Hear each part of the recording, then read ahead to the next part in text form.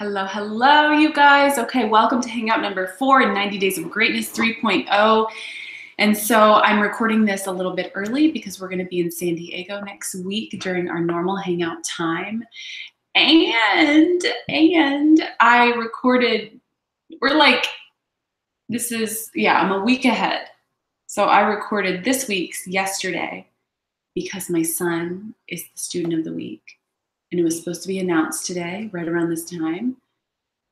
But it was a snow day, so school was canceled. So it's not happening at this time, which has created the space for me to make next week's this week. All right, so let's continue. We're on new consultant training. The last video went through the welcome orientation process and the conversations that you have.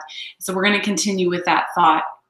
And I want to share some thoughts on bringing in star inventory orders. 2 years ago, myself and my senior directors, Pam Shaw and Julia Burnett, did a survey with our Epic family directors to see just their thoughts about inventory, maybe uncover some limiting beliefs, maybe get some data on who's bringing in star inventories, who's not, and some of the reasons why maybe they feel like they're not. And it was very interesting. And what we uncovered was the fact that there are and can be some limiting beliefs around inventory. And if not limiting beliefs, maybe some, maybe not abundant expectations about inventory orders. And so Pam, Julia, and I did a series on bringing in star inventories and how to do that and how to create new consultant systems and how to have conversations about that. There is probably maybe 8 to 10 hours of content on that. That is just for our Epic family directors. And so I'm going to do a brief overview of that content that we covered and hopefully address some thoughts and limiting beliefs that we uncovered with that. And so a lot has changed. A lot has changed since I started my business over a decade ago. And so the marketplace is different. Communication is different. Amazon has been a game changer. Customer delivery service, as convenient as it is, it has had an impact on people carrying inventory. And so I want to stand in a strong place of belief in carrying an inventory and being in business with the product. I'm going to stand there and I'm going to stay there and I'm going to train on it and I'm going to believe it and I'm going to talk about it.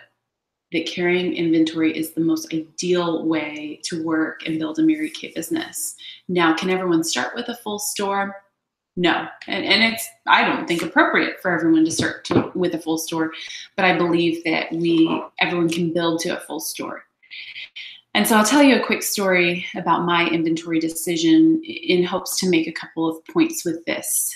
And I remember Tina France, my recruiter, telling me, and this is when I was in the layering process with her. You know, I was a customer at this point. I was kind of halfway considering the opportunity, and she was layering me. And it kind of in passing, we were at a church event. She had told me that she ordered $600 in Mary Kay products, okay, for her inventory. That was her initial inventory decision. And mentally, I didn't say this to her out loud, but mentally I was like, what in the world is she doing? Like, she just spent $600 on makeup.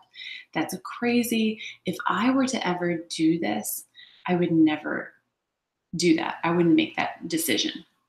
That was mentally what was going on when she told me she ordered a qualified order. Okay, and so my first point I want to make is that I don't talk numbers when someone's interested in the opportunity, not because there's anything to withhold or information I'm trying to keep secretive, only because it doesn't make sense at that point. Okay, so me hearing Tina do 600, it didn't make sense to me. because I didn't have the information and the education that would have to come along with a decision like that. And so people will ask you, of course, about inventory. And I say we have options that range from a couple hundred to several thousand and anywhere in between. And the decision is up to you. Some people have everything on hand. Some people have a little bit. Some people have none. We give you all the information, and you get some education on inventory options, and we help you to connect it to the goals that you have with your business, and then you make a personal decision that's best for you. And we do support you in that process. And so that's the information I'm sharing, a couple hundred to a couple thousand, and several thousand. And that's all I say. So 225s and 600s and 3600s, they're not prepared yet for those details. They're going to get those details, but information it happens in a certain order that is better for people to receive it. Me hearing that Tina did 600 could very well have just totally turned me off of the opportunity. That could have been a game changer for me if by hearing her do that, thinking that maybe I had to do that, I would have been like, no, that's not for me. So then fast forward to when I did sign up, it was maybe several weeks after that conversation, signed up, no intention to get inventory. And then I listened to Pam Shaw's Next Steps CD that my director at the time, Julia, had mailed me the CD. I listened to it, and I wanted to get a Diamond Star order, but could only fit a 2,400 on a 0% card I just happened to have. I don't know. There was nothing on it. It was a brand new card. I don't even know why I had it. Used a 0% card, and it was 0% for 6 months, and invested in a Ruby Star order at 2,400. And then it was about a couple months later, I made another large investment of maybe 2,500 to get a full store, because I was just annoyed with going to parties and not having stuff on hand. I mean, you guys have been there. People ask you, oh, do you have this or that? Oh, no. Oh, never mind. I'll get it another time. You lose the sale. And more annoying than that was just the time and effort it took. I don't have to tell you the challenges that come along with not having an inventory.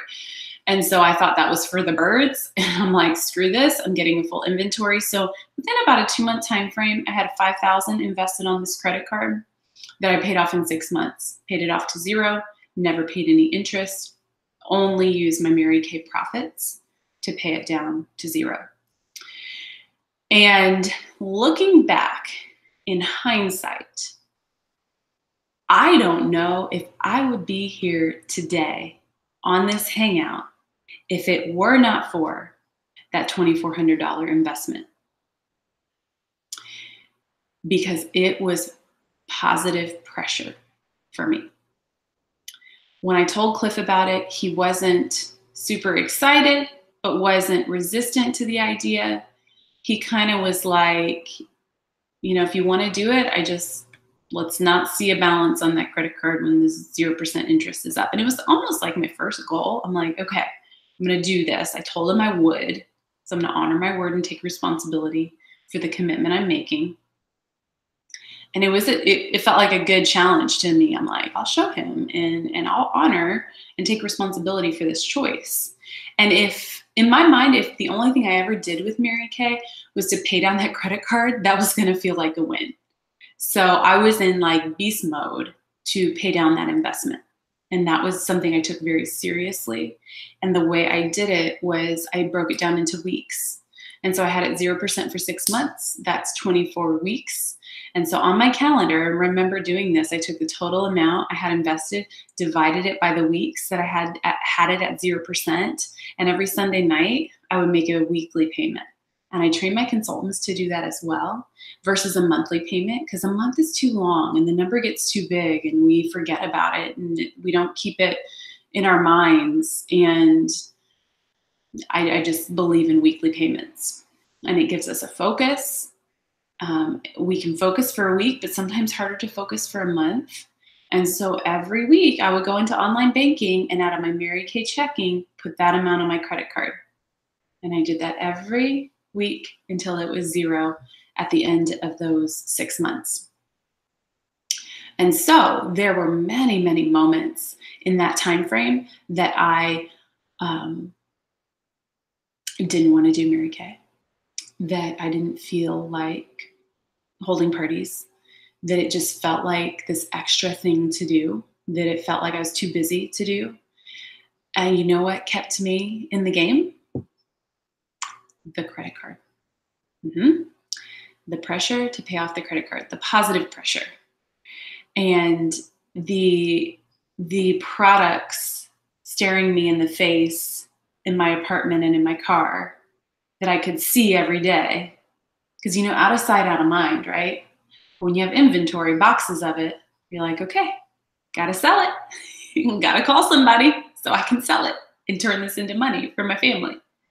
Okay, so there is something to be said about positive pressure, taking responsibility, having a commitment that you've made, putting a little skin in the game, and then having it visually in front of you.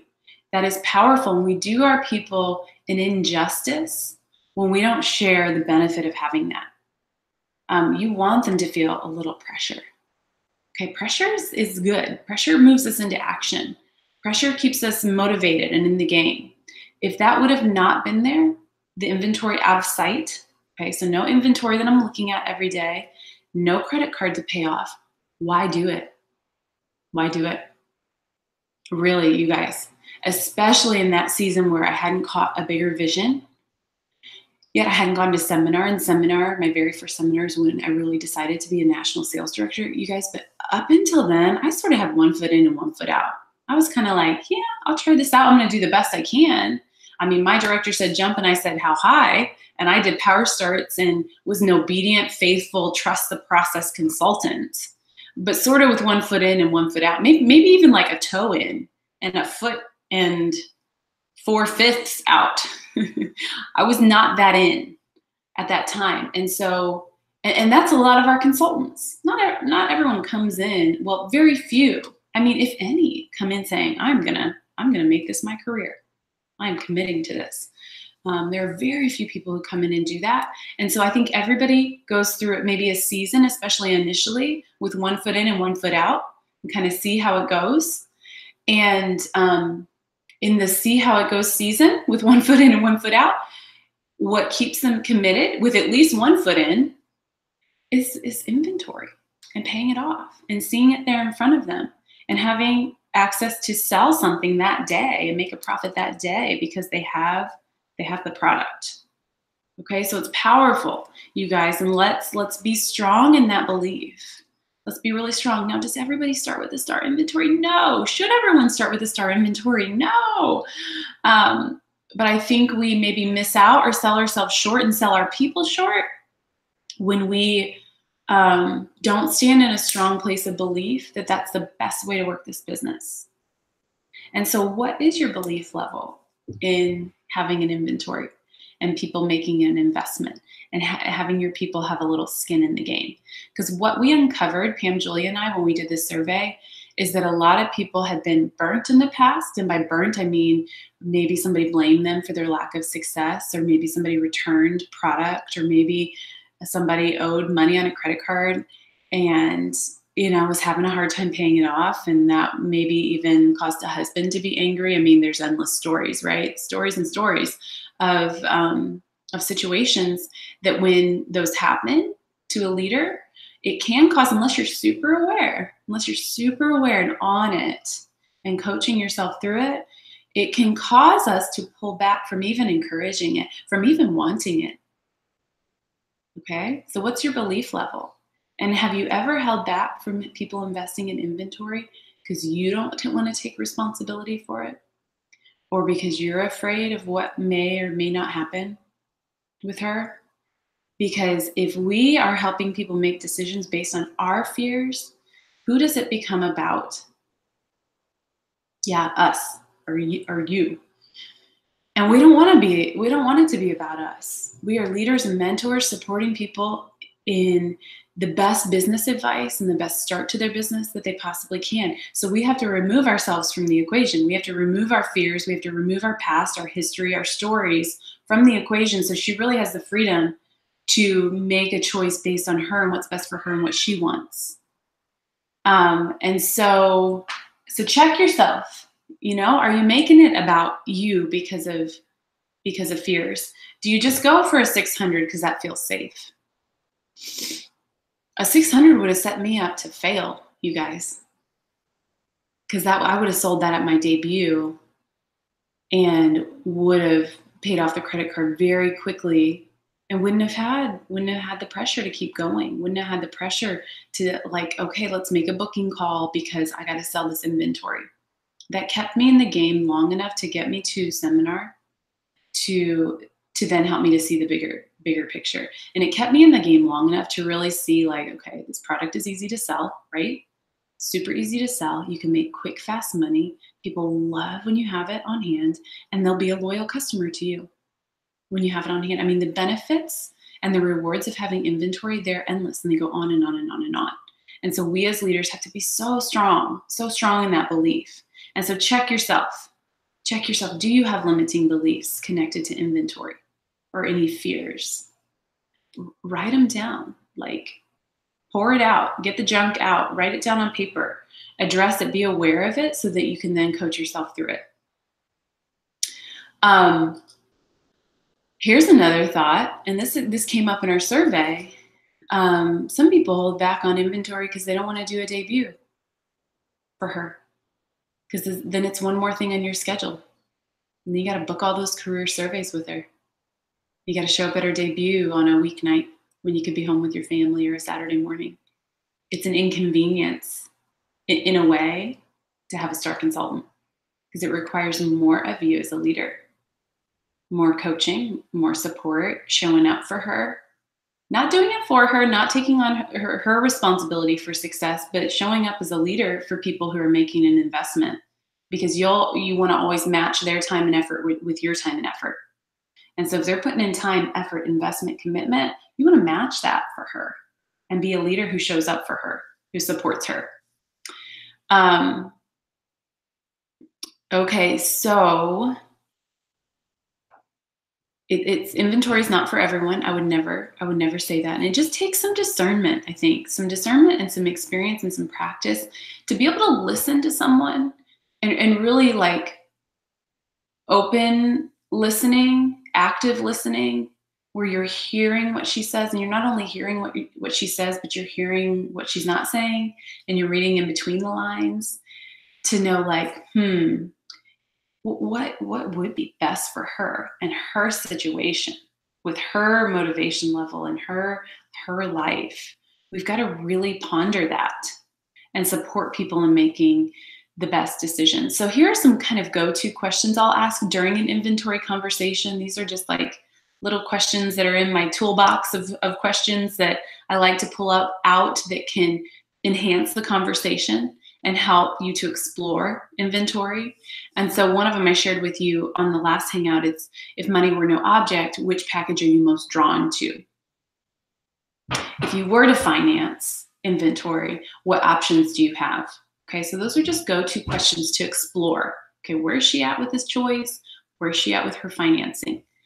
Do you mind if I ask a question? Do you mind if I share some thoughts? Okay, very powerful to ask permission. Remember, it brings her wall down and opens her ears, and it helps her to feel like she's in control versus being told what to do or manipulated or controlled.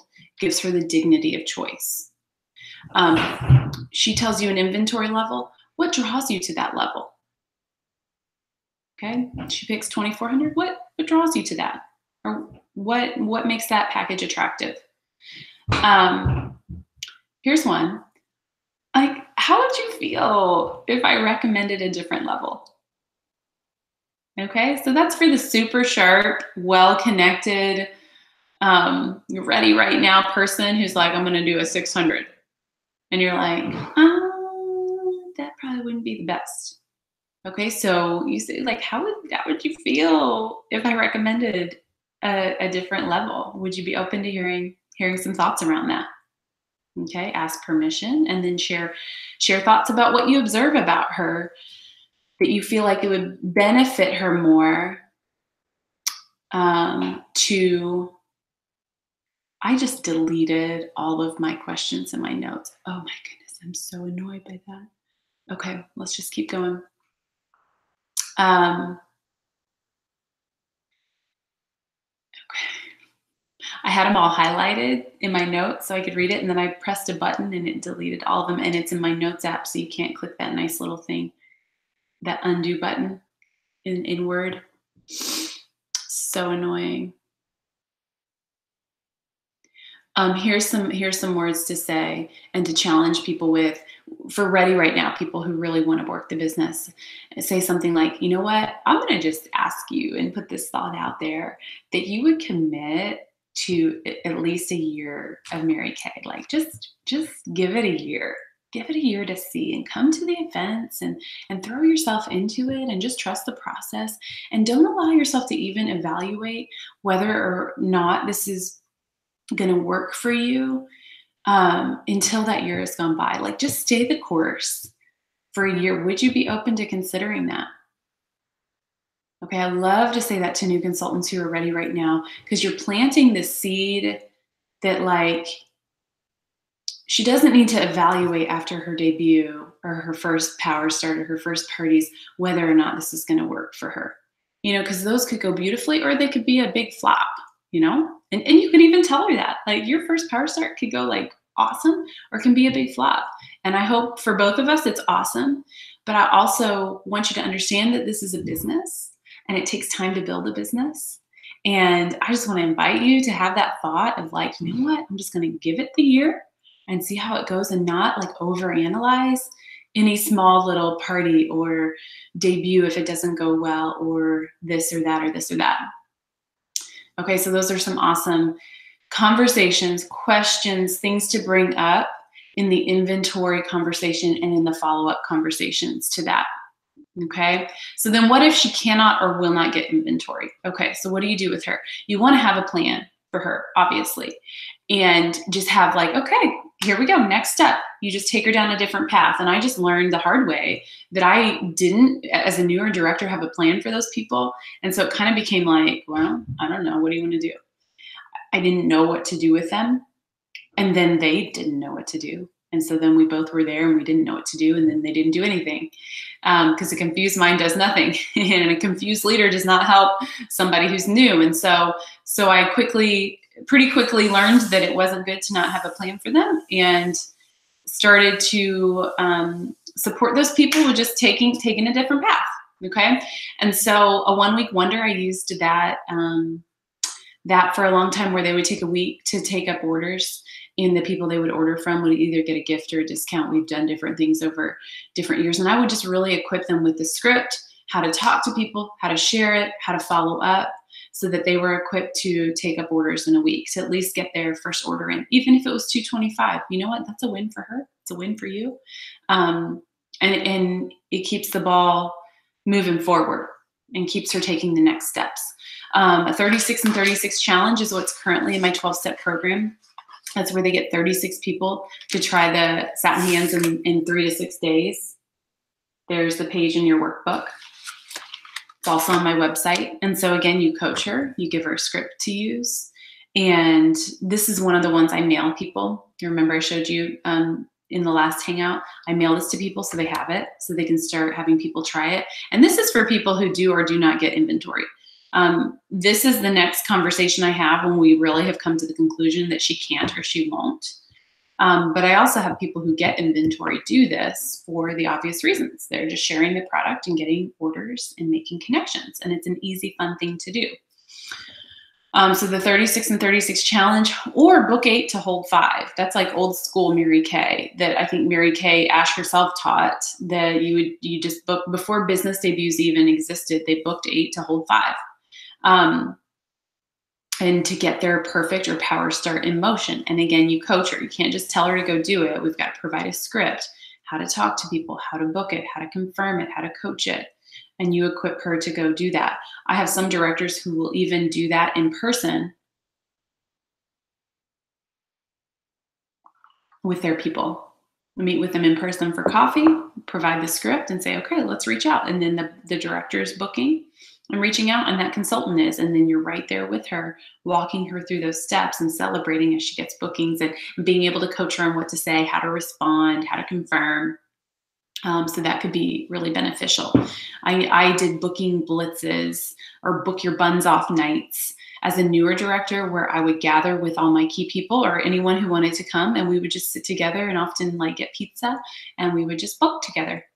And so that was another way that you can really do some hands-on training and support for your people to get bookings on their date book.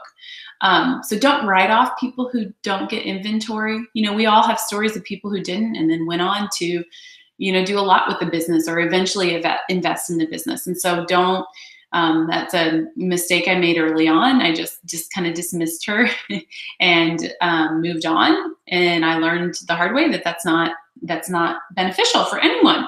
And so you want to have a financing options page for your people. And that is on my website. There's also there's an example of one in your workbook. It's probably not the most updated one. And one thing with this is you want to have your own. You guys take the time to go to local banks and credit unions and build a relationship with some contact person there who can support you, and explain our business and what we do and build a relationship with them. Have their direct number. Scott Talley, you guys, God loves Scott Talley. He earned me 5 top director trips. Scott Talley did. And I kid you not. He was a relationship that I built, and he worked at Fifth Third Bank. And I had Scott Talley's direct number. And Scott Talley understood how our business works. And we have deadlines for the signature look and at the end of the month. And I could call Scott Talley and say, okay, so-and-so and so-and-so and so-and-so has got their application into you. Is there any way we can expedite those? And he would do whatever he could. He would move mountains to get credit cards approved for us. And I would send him customers and customers and customers and customers. So I was helping him. He was helping me. We had a beautiful relationship. And I'm telling you, we would get instant approvals on the last day of the month for credit cards, because he understood how our business works, and I had a relationship with him. And I'm telling you, some months helped us finish some big goals and finish the trip. So you need a Scott Talley in your life. And I know credit card rules and laws have changed in the past years. So maybe not an instant approval, but someone who can expedite cards to overnight them or send them in 2 days versus 2 weeks. A contact person that you have a relationship also creates a comfort level for your consultants. Like, hey, I've got this friend at our local credit union who works with all of our people to help them get financing. Do you know how much safer that feels versus them just calling a random bank where nobody knows anybody and they don't understand how the business works? Versus them maybe showing up at your local credit union and asking for Scott Talley, and Scott Talley will take care of you. He's awesome. He understands how our business works and what we need. So go talk to him. The comfort, the security, the safety in making an investment, but having the warm connection and relationship that goes along with it. So build relationships with local banking institutions. It will help you earn top director trips, I promise. Okay, so then we covered that. We are moving right along here. Covered that. It's important to know a little bit about credit score and to ask people. Okay, so let's say she does want to invest in inventory and she would need to get some form of financing, whether a loan or a credit card or something. You start asking questions about her credit. I know some people feel weird about doing that, but remember, we are her business advisor. We are like giving her advice, you guys, and we don't want to lead her in the wrong direction, or set her up for failure. And so what I say, if she's like, yeah, I would need to get a 0% card or a loan, I would say, hey, well, if you don't mind me asking, do you have good credit and good credit history? So you ask her that, and based on her answer, you'll know whether she does or doesn't. And so if there's any question, if there's any doubt in your mind that she may not have good credit, creditkarma.com is a great resource to send her to that does a credit score check and it's not a ding on her credit for them to check it. And then it recommends credit cards that she's most likely to get approved for. So that would be an option. Don't send people to Mary Kay, to In Touch to apply for a Chase card unless you know she's going to get approved. Like, like she's like, yes, I have good credit. I know that I do. I've got great credit history. She would need to be at least like 660, I believe is the number, 660 or higher, with at least 2 years of credit history. There's a lot of variables that go into it, but if you have any doubt whether she'd be approved or not, don't say like, well, hey, try and get approved. And if you don't, no big deal. It sets people up for failure. And it is sort of, people perceive that as a little bit of rejection. To get a denial or a decline on an approval is sort of like, people can take that personally and it can feel like rejection. And that's enough for people to change their minds, you guys. So let us not set them up for failure and send them to that credit card application unless we know. And if there's any doubt, creditkarma.com is a great next step. Okay. Discover It card, it tends to be a good option for students or people with lower or little credit history or a lower score. So that's a good option. But there are a lot of things that impact your credit. It's payment history, amount owed versus available credit is another big one. Debt to income ratio is another big one. Length of their credit history, how many inquiries they've had recently on their credit. Like if she just got a car loan and bought a house and did this and that lowers and impacts your credit score. Any kind of bankruptcies or collections or late payments on student loans or medical bills, like those are all have a negative impact on your credit. And so we need to know these things so that when we hear our people talk about these things, we can really know how to advise them. There's co-signing is no longer a thing. Instead, it's an authorized user. And so a good option is, let's say the wife doesn't have good credit, but the husband does. He would get a credit card in his name, and then she would be the authorized user on the account. So that's an option in situations that would make sense. Also just advising she go to her bank or her credit union and to get a loan. Although loans are not 0% interest like credit cards are, they can be a little bit safer because it's not revolving. It's just like you borrow $2,000 and then you pay it back, versus credit cards, you can just keep swiping. And so sometimes, even though you have to pay a little bit of interest, it can be a safer, more secure route because it cuts people off. And some people need to be cut off and just make the payments for 2 or 4 or 5 years and then be done with it. And so make sure she has a game plan with this. Don't just send her out to the wolves in the world of financing options and loans and credit cards without really equipping her and advising her and giving her tools and resources to take those next best steps. And so guys, take the time to go visit local banks. It would be a great investment to find your own Scott Talley to work with your new consultants. Okay, we are moving right along, you guys. So let me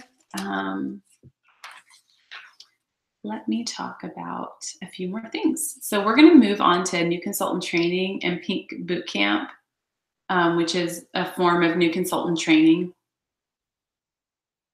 And to lead into that, I do want to talk about this beloved chart here. It's in your week 1. No, I'm sorry, week 2 of your workbook. I love this chart. I actually created it. I think this may have been my actual original thought. Because, usually we just kind of copy the right cat and Mary Kay, but I think I may have, don't hold me to this, but I think I may have come up with this on my own. It's working your skincare class in your business full circle.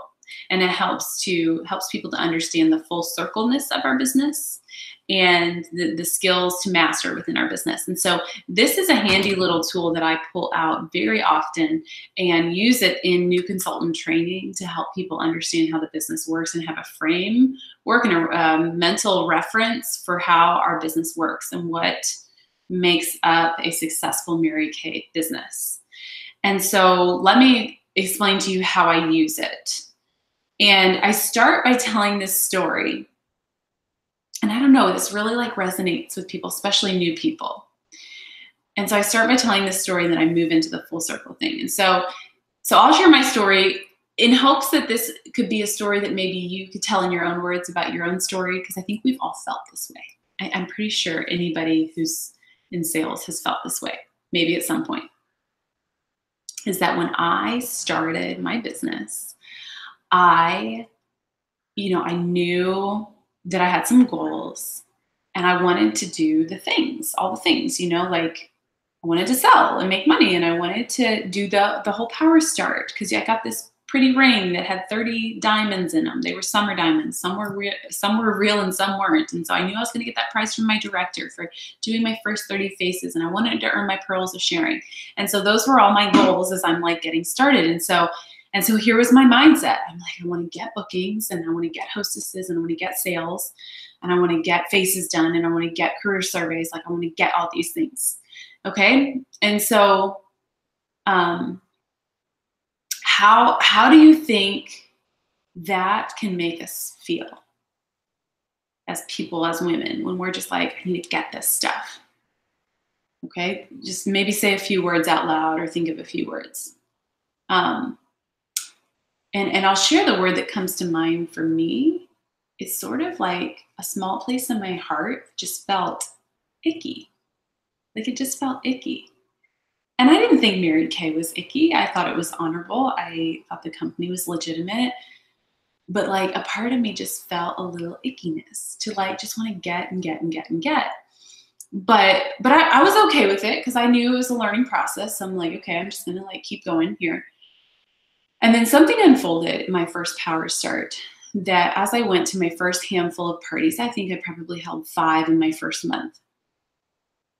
I went to all of them. Some went really well and some didn't go so well as far as sales go. Some I sold a lot, some I didn't sell anything. So there was a variety of different results that I got. But regardless of the results that I got at the party and how well I felt like I did or didn't, it was a very positive experience. And every single one of them were. Even if I felt awkward, I felt I was scared to do them. It was a major step out of the comfort zone for me. But by the end of it, like by the time I got through it, I'm like, okay, that was kind of a positive experience. And here's why. Because as I was leaving, like packing up all my bags and leaving, the women at the party were like, oh my gosh, thank you for coming. Like, this was so fun. It was nice to get together. I love how my skin feels. Whether people could buy a lot of the product or not, everyone liked it and enjoyed it. And then you watch women at the table, like kind of start here. And then as they put their makeup on, you kind of see them brighten up and feel more confident and like their skin and their face. And it was just a positive, fun experience at all of these gatherings. And that's when it dawned on me. And there was just this paradigm shift that I had that I realized like, oh, I really have something to give. Like I have something to offer. I have a service to offer to women that really is complimentary. They have no obligation to buy. Like I'm showing up here for free and I have a service to offer them. And it's a nice service. Women like to feel pampered. They like to learn about skincare and makeup. They like to feel beautiful. Women like to get together with their friends. They like to munch on yummy snacks and have a glass of wine afterwards. Like the experience is enjoyable to women in general. The products, I believed in the products. I used them myself and they had impacted, my skin and my overall appearance. And I liked sharing that with other women and they enjoyed how they looked by using and experiencing the products. And so when all of that dawned on me, that I actually had something to give and something to offer and a gift to share, it was a total paradigm shift. And I went from this like icky kind of like, oh, I need to get, which was kind of sandpaper on my heart. I was still willing to do it, but it didn't feel comfortable. to shifting to like, yes, I have something to give to you. And I promise you want it. And it's awesome. And I love it. And you're going to love it too. I have something to give to you. I have a gift. I have a service to give. And that was my perspective from that point on till now. Because icky is not sustainable. You guys, it's not sustainable for us as leaders, and it's not sustainable for our people. If they feel icky somewhere in their heart, they will not see it through the long run. And so we have to learn to transfer the mindset and the skills that our people are showing up to give, to love, to serve, for the betterment of whoever they're in front of, regardless of their results. We've got to teach our people that and model that mindset, because that's sustainable. And that's sustainable even when there aren't the results that you want. Because there's that bigger picture of what we have to give. It's not about us and what we get. It's about the gift and service we have to offer. And so when people have that mindset, they're going to see it through to the long run. And they're going to build a lot of confidence. And they're going to have enthusiasm about what they do when they know they have something to give. And so then all of a sudden I was calling and booking and talking to people with just this new level of like, hey, I promise you really want this, versus like, will you please have a booking for me? Like, would you kind of like maybe have some friends over? Like, please. Sort of this desperate, kind of pathetic communication. I wasn't saying that in my words, but that was sort of like my mindset. And that switched from like, to like, girl, you want this. This is awesome. Let's get together. Who do you know? Okay, so then, I mean, you eventually get so confident in what you're doing that I would, like, when people would say no to me when I was booking, I was like, what?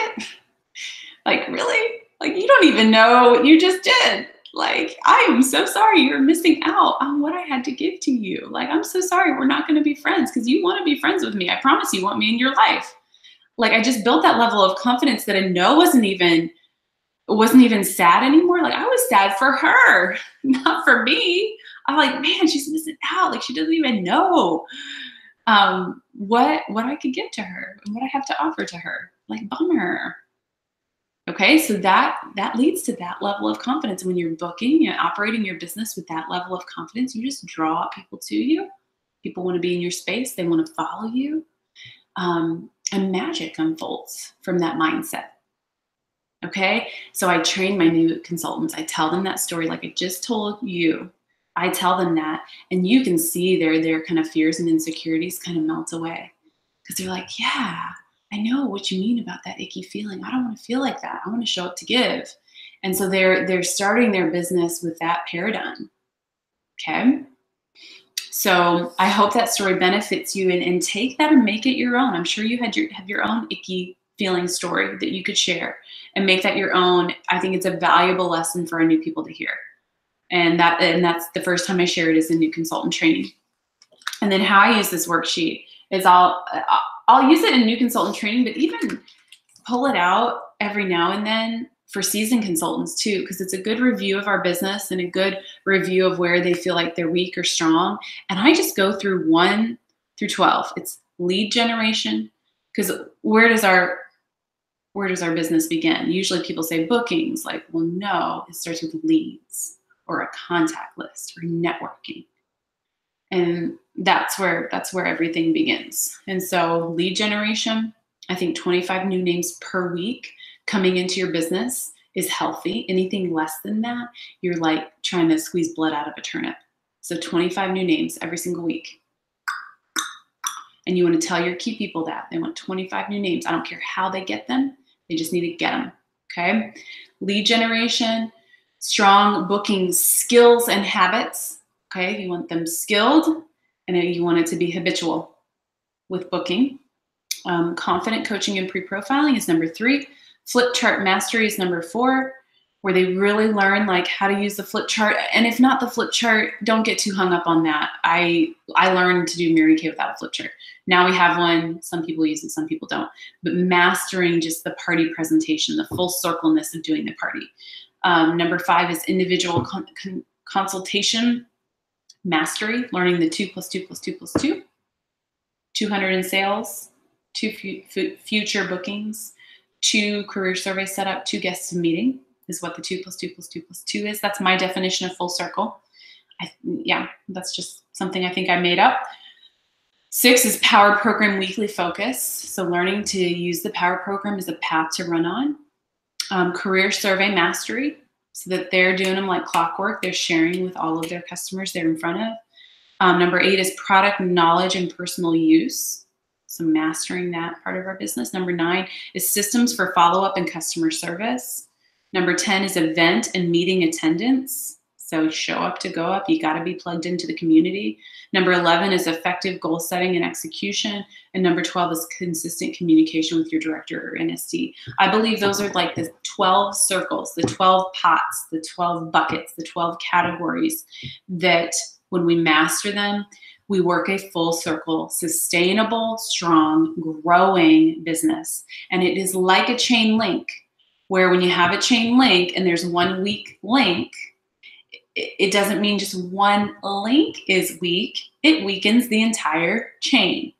And so if you have a weak individual consultation, you don't just have a weak individual consultation, you have a weak business, because that impacts so much more other buckets and categories when we're not nailing the individual consultation. And so that's what I share with my consultants, to think of the business as full circle. It's a chain link. We want strength in each one. We want to develop skills in each one. And that's what creates sustainability in our business. And so I introduce this in new consultant training, but there's no way you could fully master these or even cover these in new consultant training. So you're going to touch on them. And that's another thing I communicate in new consultant training. I'm like, we're just laying a foundation. We're kind of doing a brief overview, so you just have like a basic understanding of how the business works. We're going to lay the foundation and then keep showing up at the weekly meeting, go to events, keep doing your own practice, get out in the field, continue studying, listen to your Mary Kay CDs, listen to your Mary Kay videos to build on your foundation to master the skills. Okay, you don't want them leaving new consultant training thinking they've learned everything there is to learn in Mary Kay. I mean, I don't know who would think that, but you want them to understand you're just laying the foundation, brief overview, Mary Kay 101, and you're going to continue to build on that foundation. And so you can use this as just training content. You could do a 90-day cycle and just focus on these skills. You could just use this as your curriculum at your meeting and touch on these. I mean, there's endless things. We could spend a couple hours on each of these buckets, right? And so there's endless content that can come from this one little page. And so then what I have people do is rate themselves on a scale of 1 to 4. You may want to do this personally, sales director, is rate yourself on a scale of 1 to 4. 1 being like, I don't even know what this is. Like, I have not even heard of this. This is a foreign language to me. That's a 1. A 2 is, you know what, I've heard of this. I have some working knowledge, but have not even maybe even practiced this or tried this or have come close to mastering it. 3 is like, you know what, I have worked on this. I feel fairly confident in it and understand how this works. 4 would be like, I have mastered this. I am skilled at this and feel like I have really mastered this area of my business. So you have them rate themselves a 1 through 4. And then you have them pick 1 or maybe 2 if they go hand in hand. No more than 2, maybe 3, I don't know. But just a few, because nobody has the capacity to work on all of this at once or really focus on all of it at once effectively. And so you pick 1 or 2 or maybe 3.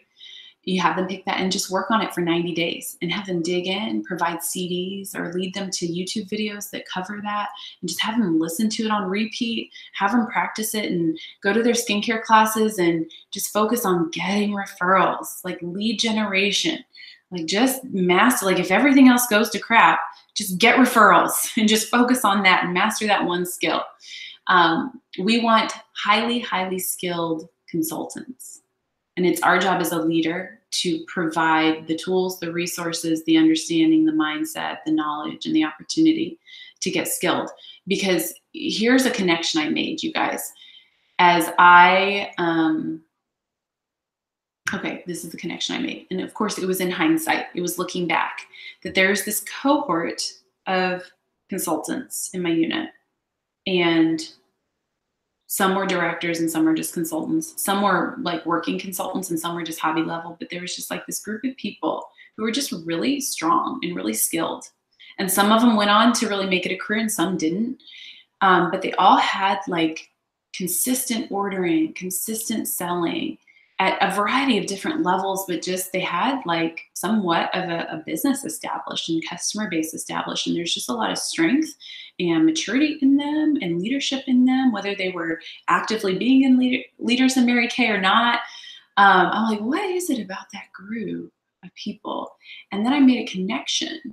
I'm like, that was the season I was like in beast mode about my new consultant training systems and really, really equipping people to be successful. It was just this cohort of consultants who went through that in a season. And I was always serious about new consultant training, but there's this season as a top director that I was like obsessed with it.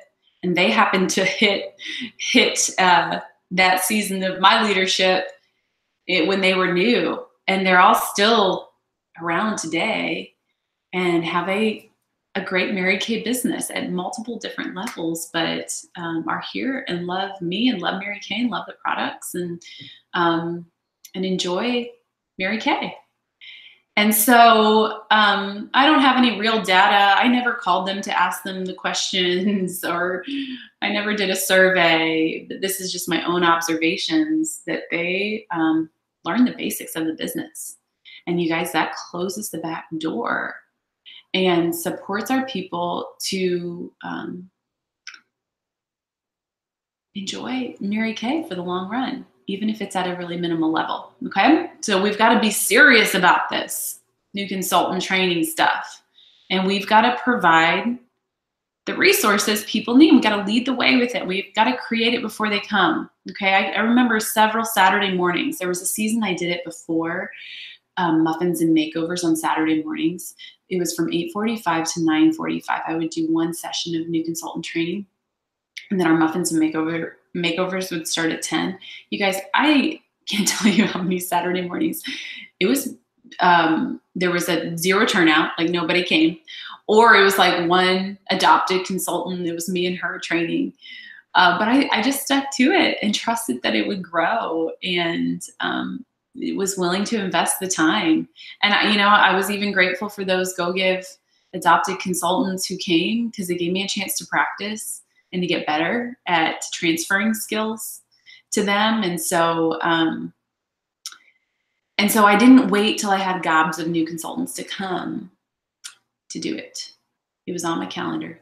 Every month that I was a director, there was new consultant training or pink boot camp or some form of training for new people that they could get plugged into. And I did it every which way you could possibly imagine. I used to do one Sunday a month for 4 hours. I would stand up there and train new consultants. And then I switched to 2 Saturdays a month. And then I switched to every Saturday a month. And then I did it before the meeting. And then I did it after the meeting. And I promise you, I've done it every which way you could possibly imagine, but always live and in person and always on the calendar and always showing up, rain or shine. Here I am. Ready, available. I will lead you. I will equip you if you come. And so new consultant training, how could you, what's your next step in tightening this system? How could this become a thing in your business? And so that's where we're going to stop today, because there's more I want to share with you, but this is a good kind of pausing point with new consultant training and boot camp and how to execute that in your unit, that we will pick back up on that next week. Oh my goodness, isn't this fun? Isn't what we do so fun? You guys, we have the best business opportunity on the planet. And whether you are in a season where you are feeling that, or whether you're in a season where you're not, just like believe it. Just believe it, you guys. This is the best opportunity on the planet. It will bless you and your family for years and years to come, and you just can't ever give up. You just can't give up. Even when you want to, even when it's logical to, even when it makes sense to, like, just keep going. Keep going, you guys. It will pay off. It will pay off. Be willing to chop wood and carry water. Because guess what? If you go look for the next thing, the day will come. There's always this honeymoon season. If you go do something or try something new or get a new job or blah, blah, blah, blah, blah. There's this honeymoon season, and then that ends, and then you got to chop wood and carry water. So I'd rather chop wood and carry water in Mary Kay than anywhere else. Okay, so roll your sleeves up, put your big girl panties on. It is go time. You guys, it's our generation. It's our turn. The baton has been passed to us. We've got to show up. We've got to show up in a big way to continue the legacy and to continue passing it on and to continue enhancing this business opportunity and enhancing the life of an entrepreneur. Okay, and you're a part of doing that. So show up, girl. Show up and keep going. We've got work to do. All right, love you guys. See you next week.